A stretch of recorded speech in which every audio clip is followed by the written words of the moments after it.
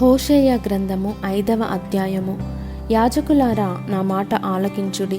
ఇశ్రాయేలు వారలారా, చెవిని బెట్టి ఆలోచించుడి. రాజసంతతి వారలారా, చెవియొగ్గి ఆలకించుడి. మీరు మిస్పా మీద ఉరిగాను, తాబోరు మీద వలగాను ఉన్నారు గనుక మిమ్మును బట్టి ఈ తీర్పు జరుగును. వారు మితి లేకుండా తిరుగుబాటు చేసిరి గనుక నేను వారినందరినీ శిక్షింతును. ఎఫ్రాయిమును నేనెరుగుదును, ఇశ్రాయేలు వారు నాకు మరుగైన వారు కారు. ఎఫ్రాయిము, నీవు ఇప్పుడే వ్యభిచరించుచున్నావు.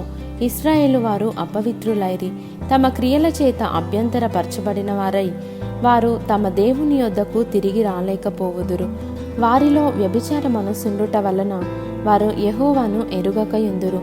ఇశ్రాయేలు యొక్క అతిశయాస్పదము అతని మీద సాక్ష్యమిచ్చును. ఇశ్రాయేలు వారును ఎఫ్రాయిము వారును తమ దోషములో చిక్కుపడి తొట్టిల్లుచున్నారు. వారితో కూడా యూదావారును తొట్టిల్లుచున్నారు. వారు గొర్రెలను ఎడ్లను తీసుకొని యెహోవాను వెదకబోవుదురు గాని ఆయన వారికి తన్ను మరుగు చేసుకొనినందున వారికి కనబడకుండును.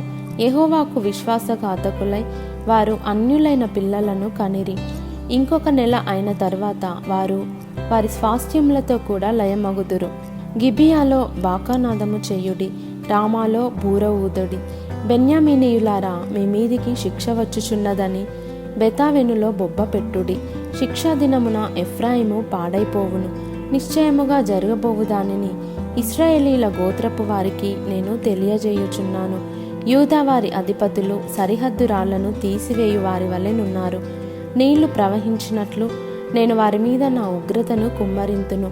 ఎఫ్రాయిమీయులు మానవ పద్ధతిని బట్టి ప్రవర్తింపగోరువారు. వారికి అధిక శ్రమ కలుగును. వారు శిక్షింపబడి హింసనందుదురు, బాధింపబడుదురు. ఎఫ్రాయిమీయులకు చిమ్మట పురుగు వలెను, యూదా వారికి వత్స పురుగు వలెను నేనుందును.